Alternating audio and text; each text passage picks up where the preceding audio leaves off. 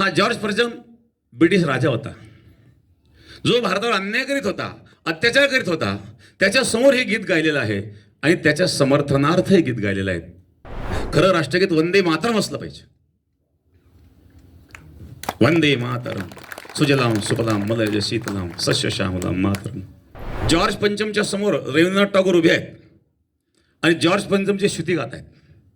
काय स्तुती गात आहेत? जन गण मन अधिनायक जय हे. कोण?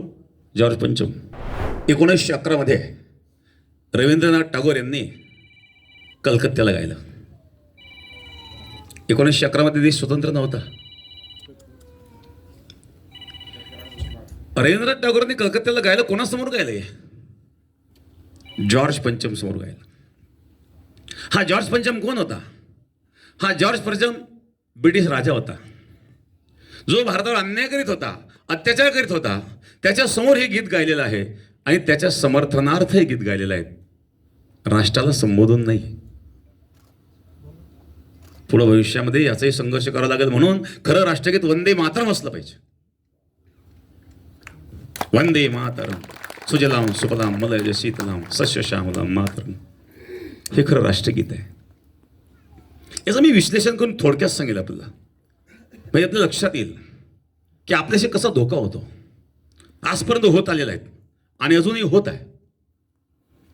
1911चा तो प्रसंग. जॉर्ज पंचमच्या समोर रवींद्रनाथ टागोर उभे आहेत आणि जॉर्ज पंचमची स्तुती गात आहेत.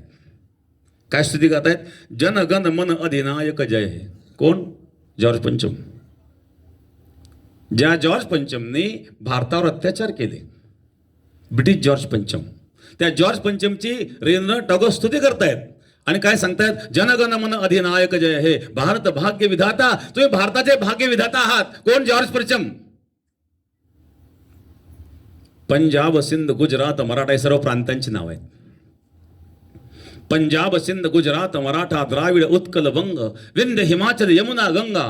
काय करतायत? उच्छल जलधी तरंग.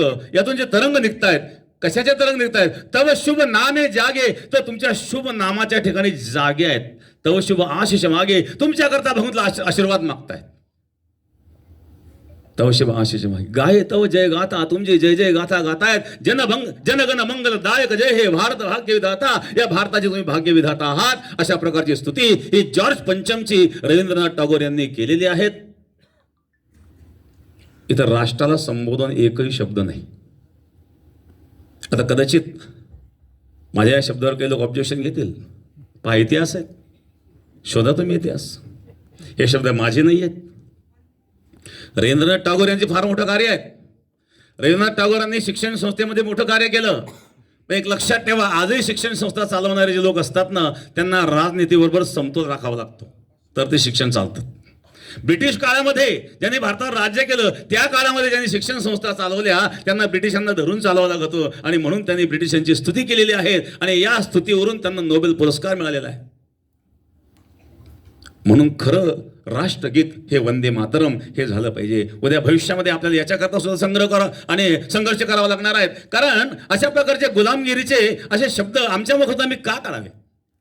हा इतिहास आपल्याला माहित नाही आहे आणि म्हणून एक आपल्या भावनेचा सुद्धा या ठिकाणी गैरफायदा घेतला जातो.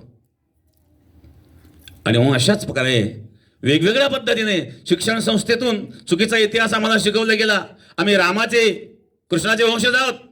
आम्हाला शालेय शिक्षणामध्ये शिकवलं गेलं की पाश्चिमात्य देशातून आर्य भारतात आले आणि भारतात आल्यानंतर त्यांच्यामध्ये भरत नावाची टोळी होती आणि त्यामुळे भारत देश नाव पडलं. चुकीचा इतिहास शिकवला गेला. भारत देश हा कोणत्या पाश्चिमात्य देशातून आलेल्या आर्यांच्या टोळीचा नाही आणि आर्य पाश्चिमात्य नव्हते, आर्य भारतीय होते. आर्य आमचे पूर्वज होते. राम पाश्चिमात्य देशातून आलेले नाही आहेत, कृष्ण पाश्चिमात्य देशातून आलेले नाही आहेत आणि आर्य संस्कृती पाश्चिमात्य देशामध्ये कुठेच नाही आहे.